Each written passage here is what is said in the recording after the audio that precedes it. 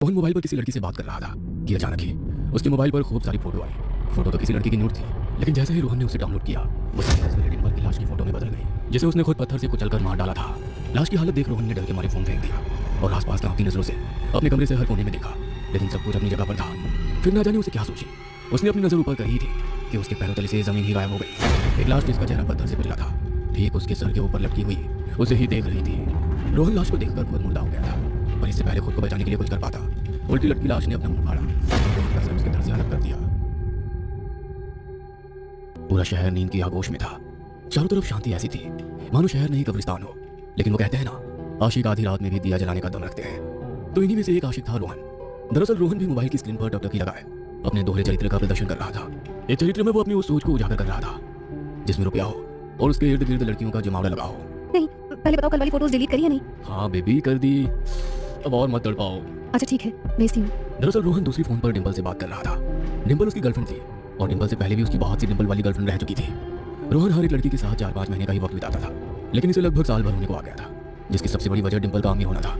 रोहन के मोबाइल की स्क्रीन पर कर्सर गोल गोल घूम ही रहा था कि अचानक ही 10-12 फोटो एक साथ उसके मोबाइल पर पिंग हुए। फोटो के देखते ही रोहन की आंखें चौंधी आ गई थी। साले क्या कठिला बदन है, कसम से कितना भी निचोड़ लो रस खत्म ही नहीं होता। मनी मन अपनी उत्तेजना में अपने होठ काटता हुआ रोहन बिस्तर पर कसमसाने लगा था। डिम्पल की फोटो देख रोहन आंखें बंद कर उसे महसूस करने लगा था। कुछ देर बाद कमरे में रोहन की गर्म सांसें गूंज रही थी। वो अपनी ही रंगीन दुनिया में खोया हुआ था कि अचानक ही उसे महसूस हुआ कि कोई उसके ऊपर रखी रजाई को हौले हौले से खींच रहा है।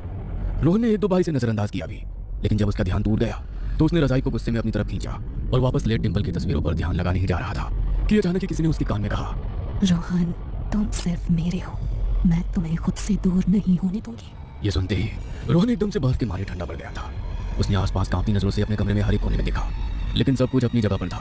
फिर ना जाने उसे क्या सूझी, उसने अपनी नजर ऊपर करी ही थी कि उसके पैरों तले जमीन ही गायब हो गई। एक लाश जिसका चेहरा पत्थर से कुचला था ठीक उसके सर के ऊपर उल्टी लटकी हुई उसे ही देख रही थी। रोहन लाश को देखकर मुर्दा हो गया था, पर इससे पहले वो खुद बचने के लिए कुछ कर पाता, उल्टी लटकी लाश ने अपना मुंह फाड़ा और रोहन का सर उसके धड़ से अलग कर दिया। जब रोहन ने खुद को मरा हुआ मान लिया तो कांपता हुआ बिस्तर से उठ बैठा। सुबह सुबह वो बिस्तर पर अपने ही पसीने में तरबतर डर के मारे कांप रहा था। कितना बुरा सपना था। साला जब डिम्पल से कुछ ऐसी वैसी बात करता हूँ पता नहीं ये भयानक सपने क्यों आते हैं। खुद से कहते हुए बाथरूम की ओर चल दिया था और पूरे टाइम बस रात के बारे में ही सोच रहा था।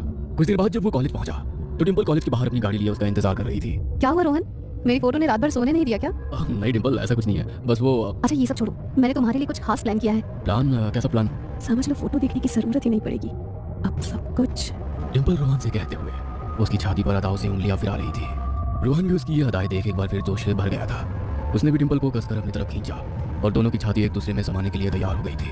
रोहन के लब डिम्पल के लबों को छूने जा ही रहे थे कि अचानक एक बार फिर उसे लगा जैसे वो लाश को चूमने जा रहा था, वही लाश जो उसने कल रात सपने में देखी थी। लाश समझकर डिम्पल को खुद से एक झटके से दूर कर दिया था और डर कर पीछे हट गया। रोहन ये क्या हो गया तुमको, ये पागलों की तरह क्यों बर्ताव कर रहे हो? कुछ नहीं डिम्पल, मुझे माफ कर दो। पता नहीं जैसे ही मैं तुम्हारे करीब आने की कोशिश करता हूँ मुझे कुछ और दिखने लगता है। एक लाश, एक पत्थर से कुचली हुई लाश, शायद वो किसी लड़की की है। डिम्पल रोहन का कहा एक एक शब्द सुन रही थी और जब रोहन की बात खत्म हो गई तो पेट पकड़कर जोर जोर से हंसने लगी। यार तुम क्या ये इंजीनियर बनने आए हो? जाओ राइटर बनो, मस्त कहानियां बनाओ। मैं सच बोल रहा हूँ डिम्पल, ये सब सच में मेरे साथ हो रहा है। अच्छा तो पिछले हफ्ते जो तुम इंटर कॉलेज बोलकर मेरे साथ होटल में गए थे तो क्या तब मेरे करीब नहीं थे? फिर इस हफ्ते में ऐसा क्या हो गया जो तुम्हें मेरे करीब आने में डर लगता है? डिम्पल के इन सवालों का एक भी जवाब रोहन के पास नहीं था। वो खड़ा खड़ा बस जमीन को ताक रहा था कि तभी डिम्पल ने अपनी कार निकाली और दरवाजा खोलते हुए कहा, देखो रोहन अब और मूड की माँ बहन मत करो, देखो तो सही क्या कुछ प्लान किया था मैंने तुम्हारे लिए। डिम्पल की बात सुनकर रोहन चुपचाप कार में आकर बैठ गया और डिम्पल ने भी म्यूजिक तेज कर कार की रफ्तार बढ़ा दी। दोनों चुपचाप ही मंजिल की ओर चले जा रहे थे। अरे यार कुछ बोलो भी, आज हमारे रिलेशनशिप को 1 साल हो गया है और तुम तो ऐसे मुंह बनाए हुए हो जैसे कोई मरने वाला है। मरने वाला तो है। क्या मतलब? डिम्पल ने पूछा ही था कि अगले पल रोहन ने स्टीयरिंग पकड़ उसे बाएं ओर खींच दिया, जिससे कार का बैलेंस हुआ और कार सीधा डिविडेंड से टकराई। ज्यादा चोट डिम्पल को लगी थी क्योंकि स्टीयरिंग पकड़ने से पहले रोहन ने डिम्पल की सीट बेल्ट खोल दी थी, जिस वजह से जब एक्सीडेंट हुआ तो डिम्पल का शरीर कार से बाहर आ गिरा था। उसके हाथ पैर लहूलुहान हो चुके थे, पसलियों की कितनी हड्डी टूटी थी ये उसे सांस लेने पर ही मालूम चल रहा था। इधर रोहन को बस कुछ खरोंची आई थी। उसने जल्दी खुद को संभाला और कार के बाहर निकल डिम्पल के बगल में आकर लेट गया। शाम हो चुकी थी, जंगल का रास्ता अभी से ही पूरी तरह से सुनसान पड़ चुका था। बीच रोड पर डिम्पल एक सांस लेने को तरस रही थी, फिर भी उसने अपनी हिम्मत जुटाकर रोहन से बस इतना पूछा, क्यों, क्या बिगाड़ा था मैंने तेरा? इस पर रोहन ने मुस्कुराते हुए कहा, तुम अपनी मौत की वजह खुद हो डिम्पल। ये कहते हुए रोहन ने अपनी जेब से मोबाइल निकाला और उसे वही सब फोटो दिखाई जो डिम्पल ने उसे कल रात को भेजी थी। क्या कहना चाहते हो? तुमने ही तो भेजने को बोला था। तुम समझे नहीं डिम्पल, जब किसी को फोटो भेजो तो देख लेना चाहिए कि बैकग्राउंड में कौन है। इतना कहकर रोहन ने उसे सबसे आखिरी फोटो दिखाई, जिसे जब उसने जूम किया तो डिंपल के पीछे कोने में एक नंगा लड़का खड़ा था, जिसे उसने डिंपल को दिखाते हुए कहा, ये कॉलेज का हेड बॉय है ना। डिंपल ये सवाल सुनकर चुप हो गई, लेकिन उसे पता था कि उसके पास अब गिनती की सांसें बची है, इसलिए अपनी जान की भीख मांगते हुए उसने रोहन से कहा, पर तुम कौन सा मुझसे शादी करने वाले थे? तुम भी तो और जगह मुंह मारते हो। तुम्हें क्या लगा मुझे पता नहीं है? शालिनी, मोनिका, मीनू और पता नहीं कौन कौन, इन सबको तुमने इस्तेमाल करके फेंक दिया, फिर मेरे साथ ही इतना बुरा क्यों? फर्क है, बहुत बड़ा फर्क है। जितना भी नाम तुमने लिया उन सबको मैंने छोड़ा, लेकिन तुम ही इकलौती लड़की है जो मुझे छोड़ने वाली थी, और मुझे कोई छोड़ नहीं सकता। कोई नहीं, छोड़ना है तो दुनिया छोड़ो, मुझे नहीं। रोहन डिंपल को सारी बातें बता के रोड के किनारे किसी बड़े पत्थर को ढूंढने लगा था, जो कि कुछ ही पल बाद उसे मिल भी गया था। रोहन अब हाथ में पत्थर लिए डिंपल के सामने खड़ा था।